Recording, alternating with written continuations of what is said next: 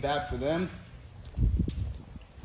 We'll just go over it in simple terms, just from basic closed guard. Okay? Good for me, good for him, good for me, good for him. Now, it's 1-to-1, okay? So it's a 0, okay? Good for him, good for me, good for him, good for me. Now, I need to at least turn it into +1. So what I'm gonna do is, his good is posture. So I'm gonna take this good for him, bad for me, and turn it into bad for him. Immediately turns good for me. He needs to move that right hand, turns really good for me. Posture broken, good for me. Head, arm, good for me. Now I have several components that are good for me. Now if I just freeze it here, okay, I'm probably +2 or 3. Webb now sees what's good for me is this. Posture's up. Good for me, good for him, bad for me, bad for me, bad for me. Break the posture. Control, high guard, good for me. Webb's bent arm, good for me. Webb's bent arm here, good for me. So it's like a +3 controlling the head. Not necessarily in the neck. I'm trying to control that Yamakizel area with this elbow here, okay? Because I don't want him to also be able to do this. So now Webb begins to turn what's good for me, one by one. Good for me, good for him, bad for me. Good for him, bad for me. Posture, good for me, meaning good, bad for him. Now posture is good for him. Okay. So another example. Okay. So I get a cross collar grip. Okay. I'll pull him down, push with foot on the hip, foot on the hip. Okay. Good for me. Good for me. He starts removing what's good for me. Okay. What else? Ah, there we go. This is really bad for me because all he has to do is now disengage right here, and now he already goes into more of a passing situation. So you see the importance of breaking that grip, okay? So the tricky part here is in order to break grips, you need posture. So for him to break this grip, he really has to do a good job posturing. So pinch your knees a little bit on my hips, yes. And now when you're leaning back here, grab my wrist and pop it to the window. Good for me, good for him, bad for me. Real bad, because he'll take this hand right here, and he'll push it right here. And now he starts backing out. I gotta free my hand and break his grip right here. I got another grip right here. He postures and leans his head back, look that way. Yes. So what you wanna do is you wanna keep taking the slot out. Yes. Good. And what you wanna do is you don't wanna do one, you always wanna do do, do, do, do, do, do, not do, do, do. So I can't time it, so it's do, do, do. Okay, three pumps. Because right here, shrug, look left, yes, at 3, yes. I grab here, right, okay. What you want to do is, this slap will make it hard for him to break the grip right here. So break the grip here with the slap. Okay, now shrug, yeah, and now break it. Okay, so even here, shrug, and make line your head, neck, make head, neck, and shoulders all one unit, and look that way. Yeah, and you're gonna pop it that way. Yeah. Even if I try to hold on to it here, see that pumping. Okay. Now for him also, if he starts, look, he posts right here. Okay.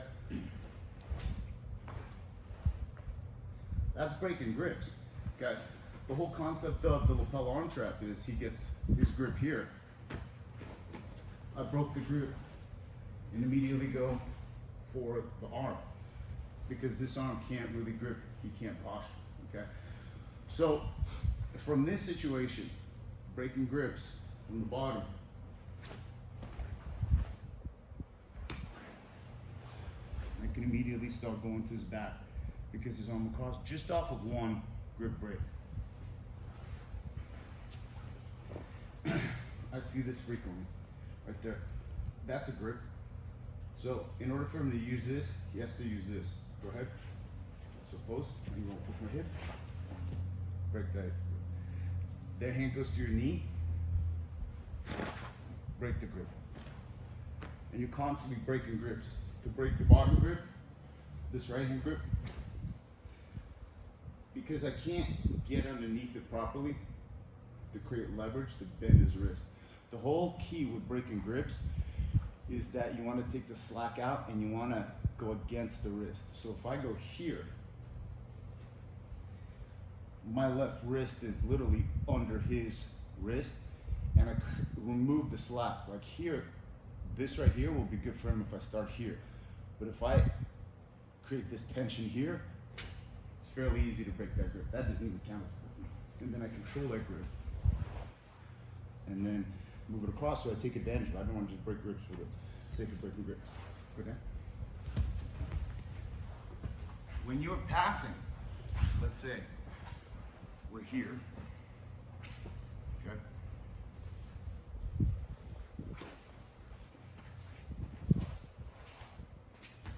And go here, and he gets another grip.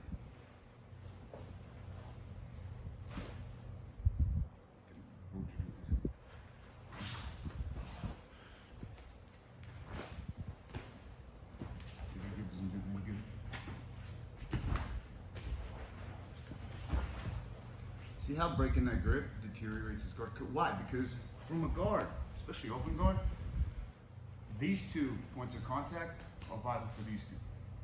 So for him to have these 2, whether it be here, or deal here, he's got to have a grip. Even this right here, that right there, no grip. From here, let's say I need 2 hands, or he breaks this grip right here. See how that disconnects? So what you want to do is you want to break grips. So what we're going to do is we're just going to practice breaking grips. Let's say from open guard, from the headquarters or combat base position. The biggest grip that I need to break here is the one pulling my head down, because this grip is breaking my posture and it's not good. Break the posture, regrip. Okay. So what I want to do is I want to break the grip when my shoulders are more so aligned with my hips. So I'm balancing here, and as I come back here, I break the grip. Now I don't want to let go. Just stand up here, because he's got to break this grip. So from just the standpoint of breaking grips here, posture, he regrips.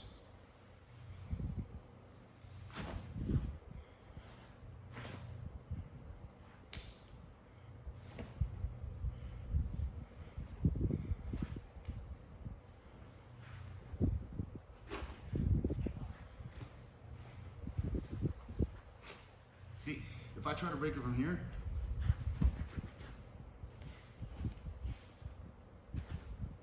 and I want there to be no slack here, so when I grab, this can't be loose. So we're here.